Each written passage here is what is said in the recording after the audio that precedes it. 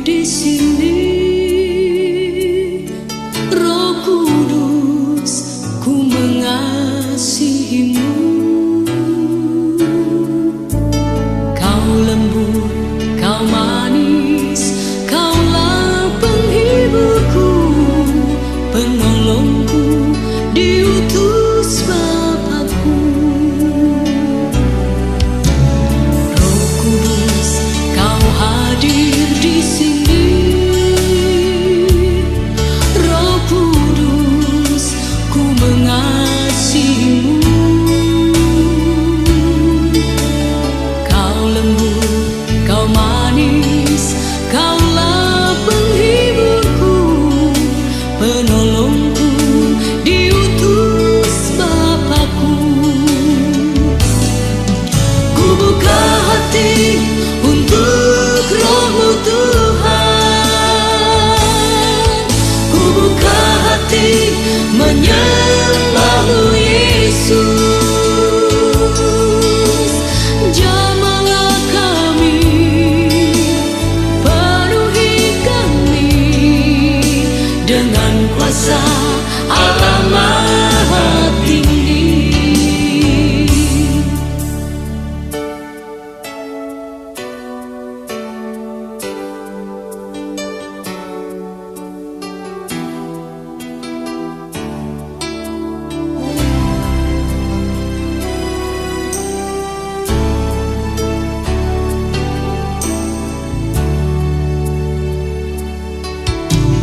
Roh Kudus, kau hadir di sini.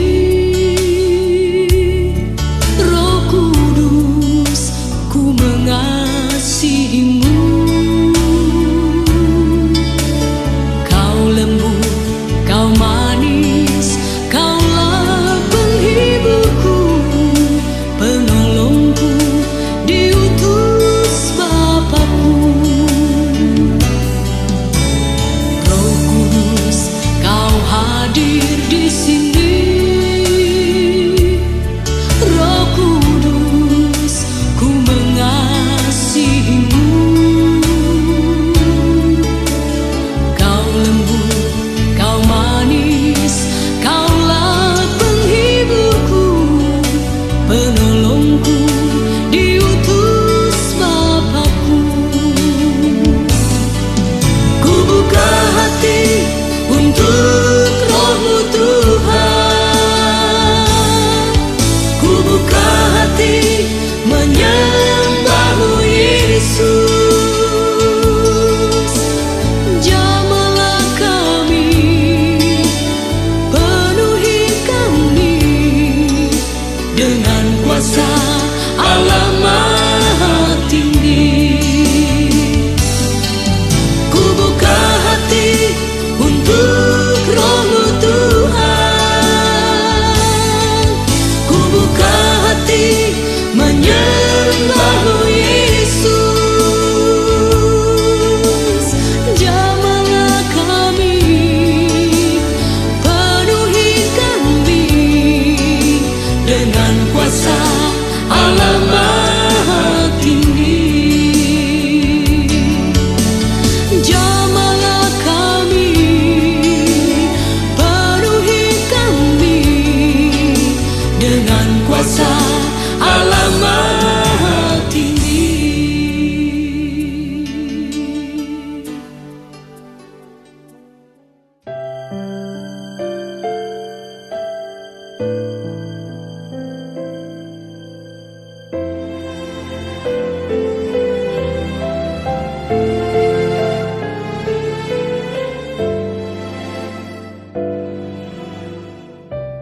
Kasih setiamu yang ku rasakan lebih tinggi dari langit biru.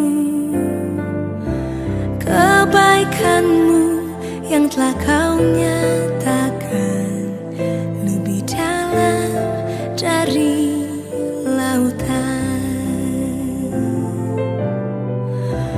Berkat-Mu yang telah ku terima sempat membuatku terpesona.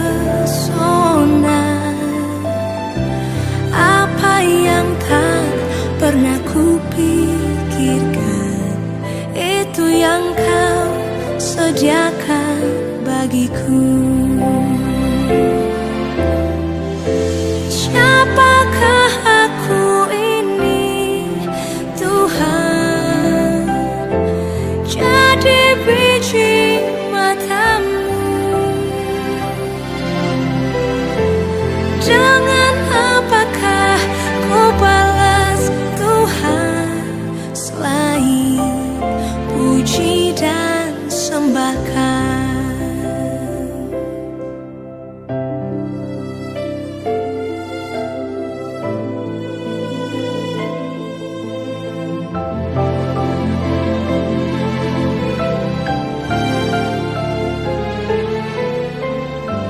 Berkat-Mu yang telah ku terima sempat membuatku terpesona. Apa yang tak pernah ku pikirkan, itu yang Kau sediakan bagiku. Siapakah aku ini, Tuhan? Jadi biji matamu. Dengan apakah ku balas Tuhan selain puji dan sembahkan? Siapakah aku ini, Tuhan? Jadi biji matamu. Dengan apakah ku balas Tuhan selain puji dan sembahkan?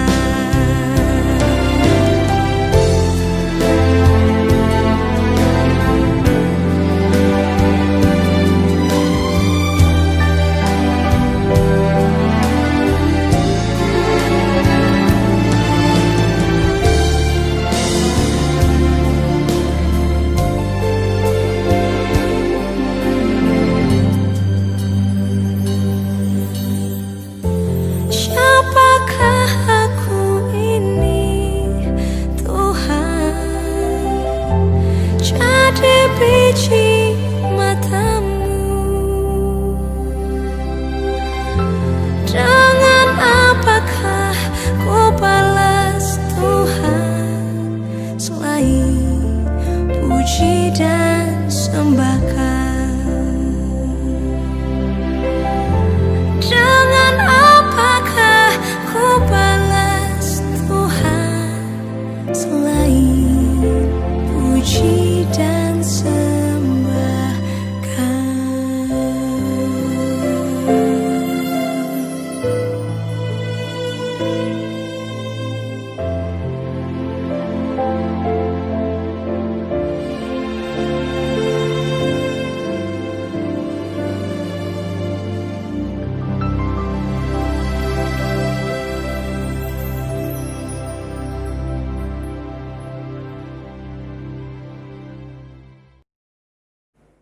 Jemaat yang dikasihi oleh Tuhan, mari sebelum kita membaca dan merenungkan firman Tuhan, mari kita bersatu di dalam doa. Tuhan yang penuh rahmat, penuh kasih, terima kasih Tuhan di dalam kesempatan pada pagi hari ini Tuhan. Kami mau membaca dan merenungkan firman-Mu Tuhan. Dan kami memohon kiranya Roh Kudus-Mu hadir dalam hati kami Tuhan. Memberikan kami ketenangan, memberikan kami keteguhan saat kami membaca serta merenungkan firman Tuhan. Dan berkati hamba-Mu ini Tuhan yang sebentar akan memberitakan kebenaran firman-Mu Tuhan. Kiranya apa yang keluar dari mulut hamba-Mu ini Tuhan, kiranya sesuai dengan kehendak-Mu saja. Terima kasih Tuhan, kami menyerahkan doa ini hanya dalam tangan kasih.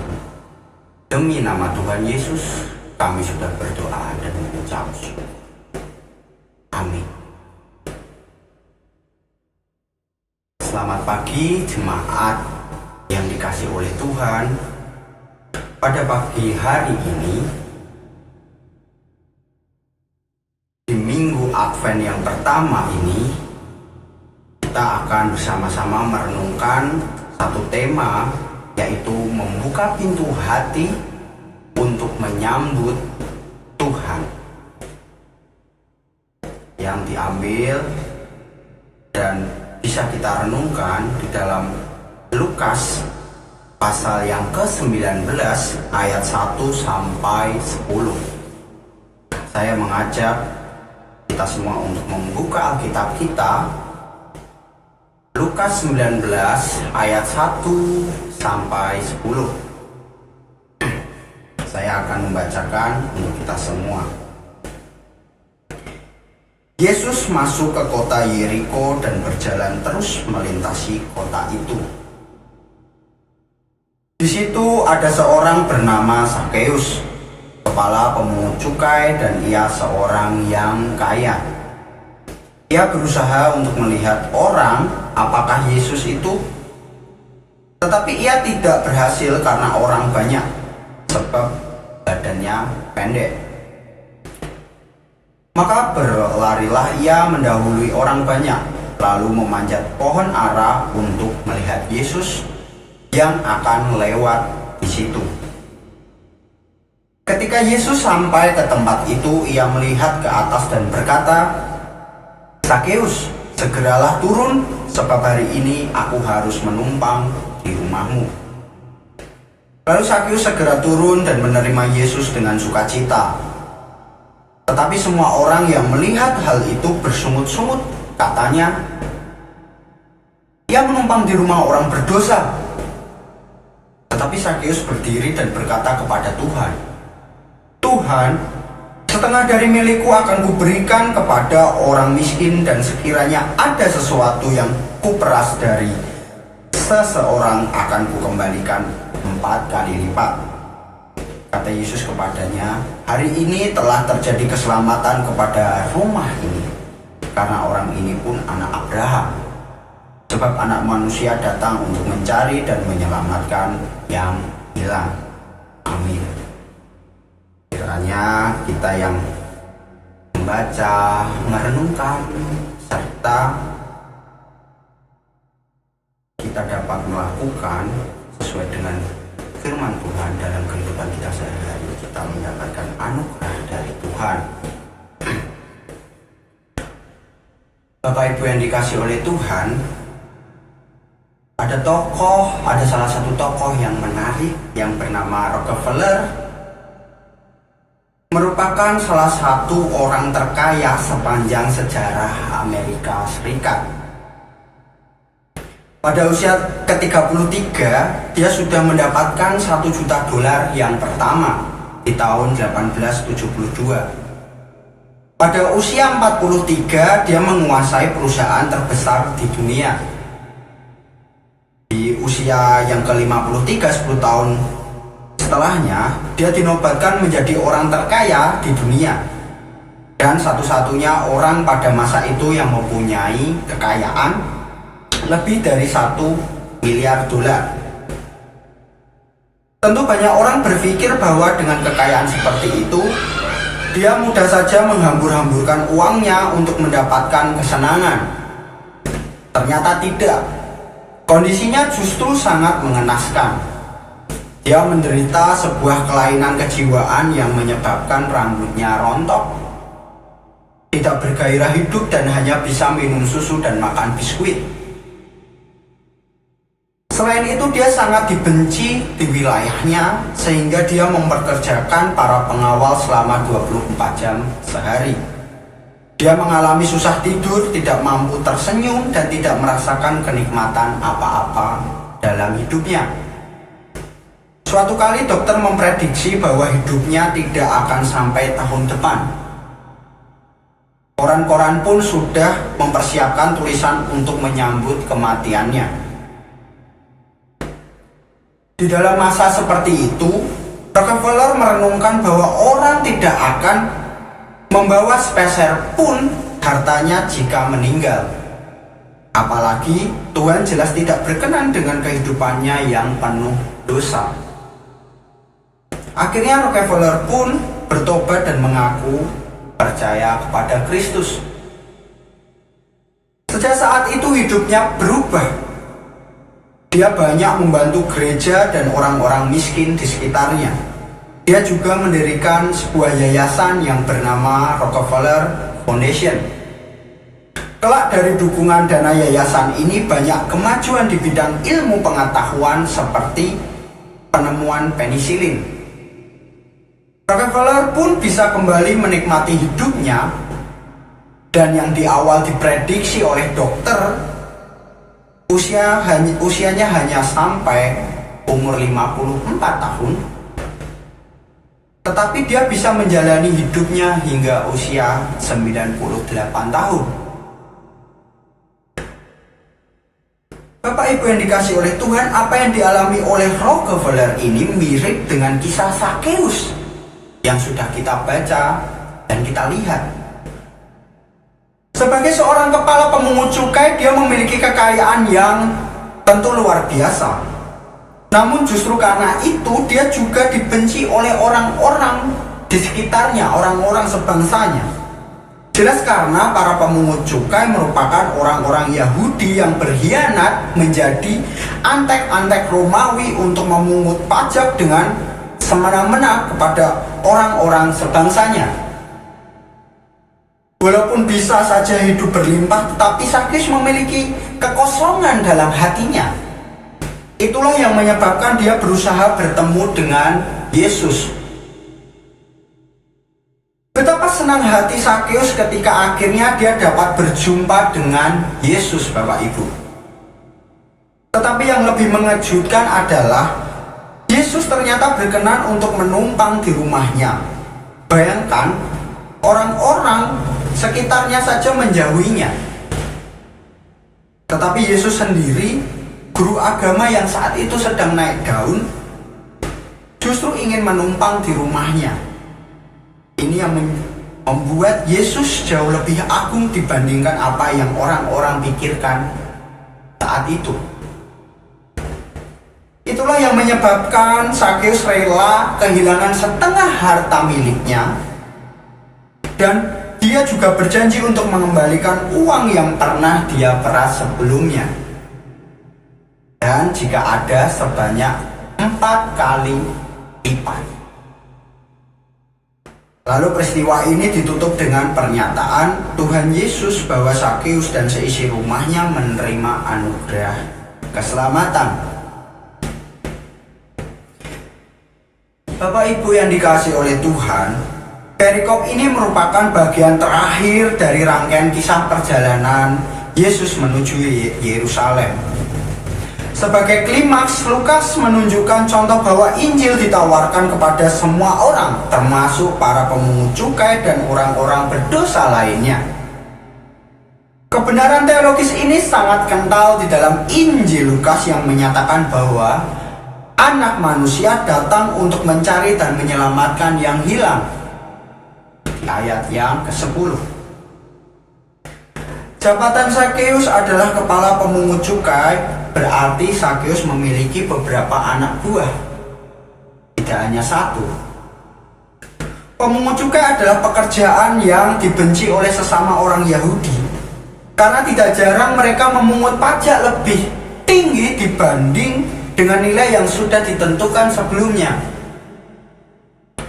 Kita dapat membayangkan bagaimana Sakeus yang posisinya cukup tinggi sangat dibenci oleh orang-orang sebangsanya. Namun setelah bertemu langsung dengan Yesus, hidup Sakeus berubah. Salah satu aspek buah roh yaitu kemurahan ditunjukkan oleh Sakeus dan dia mau memberikan separuh hartanya bagi orang-orang miskin. Kemudian dia juga berjanji untuk mengganti 4 kali lipat seandainya ada orang yang telah diperasnya. Menurut Imamat 6 ayat 1-5 juga diperlihatkan hasil perasan cukup diganti ditambah 1/5. Sakeus menemukan bahwa relasi dengan Tuhan lebih penting dibanding dengan harta. Pertobatan yang ditunjukkan oleh Sakeus ini berlawanan dengan pemimpin dalam perikop sebelumnya, yaitu Lukas 18 ayat 18 sampai ke 30. Yang sama-sama kaya, tetapi pertobatan yang ditunjukkan sangatlah berbeda. Bapak Ibu yang dikasih oleh Tuhan, beberapa poin yang terdapat dalam perikop ini yang boleh kita renungkan bersama-sama. Yang pertama adalah Yesus mau menjangkau orang-orang yang tersisih. Yang kedua, respon yang ditunjukkan oleh Sakeus, yaitu sukacita, kemurahan hati, dan perubahan pola pikir. Dan yang ketiga, relasi dengan Allah tidak hanya terjadi karena panggilan Yesus, semata-mata panggilan Yesus, tetapi juga memerlukan respon orang tersebut. Dan yang terakhir, Yesus melihat hati bukan apa yang tampak dari luar. Bapak Ibu yang dikasih oleh Tuhan, lalu pertanyaan yang boleh kita sama-sama renungkan bersama, bagaimana sikap kita sewaktu menjadi anak Tuhan? Apakah kita mengalami perubahan pola pikir seperti Sakeus yang melihat dan bertemu dengan Yesus?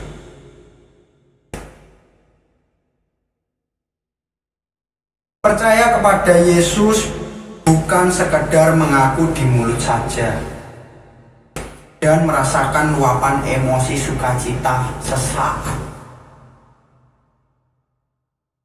tetapi itu pasti memerlukan yang namanya membuka pintu hati yang diikuti dengan pertobatan, perubahan pola pikir yang akan terwujud di dalam kehidupan kita.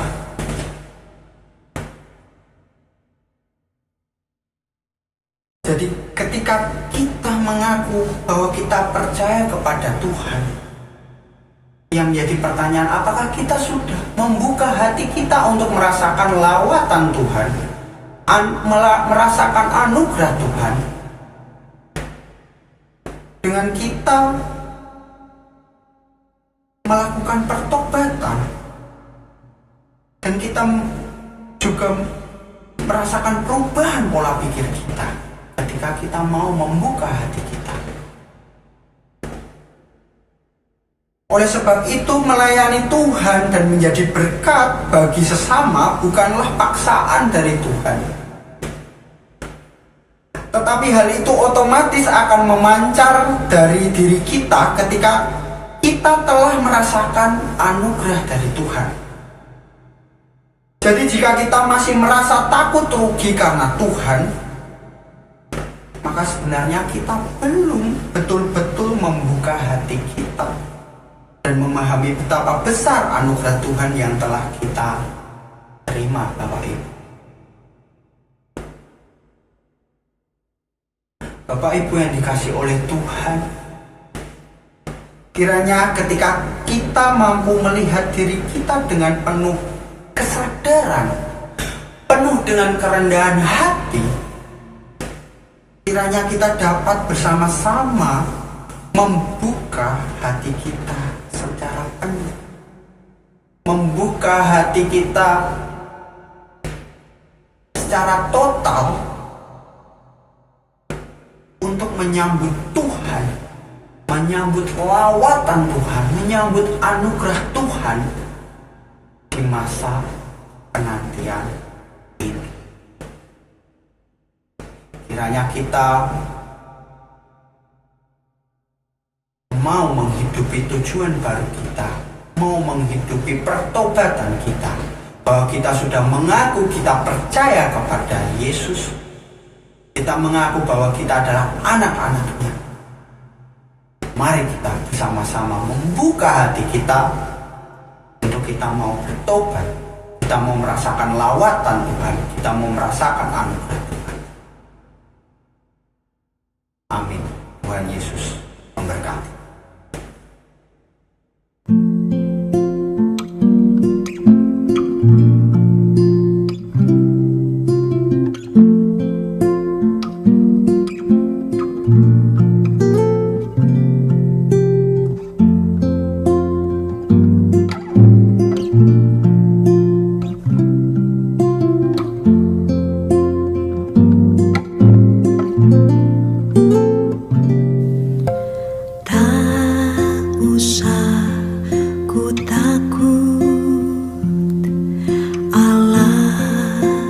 Menjagaku,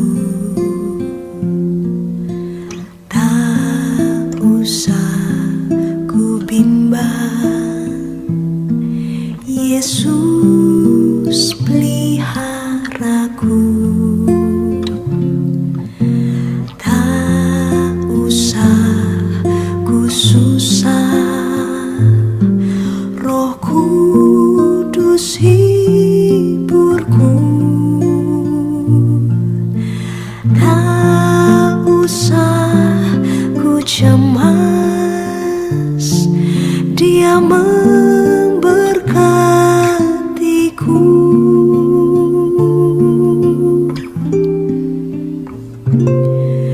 El Shaddai, El Shaddai, Allah Maha Kuasa. Dia besar, Dia besar, El Shaddai mulia, El Shaddai,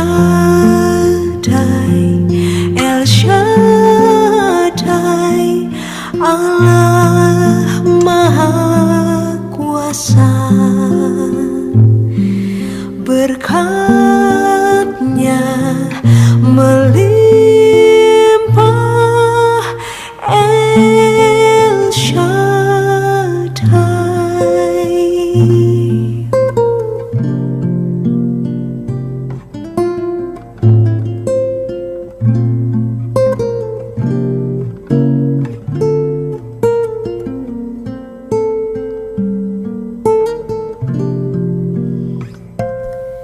El Shaddai, El Shaddai,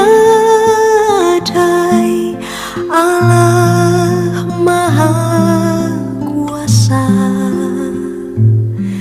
Dia besar, Dia besar, El Shaddai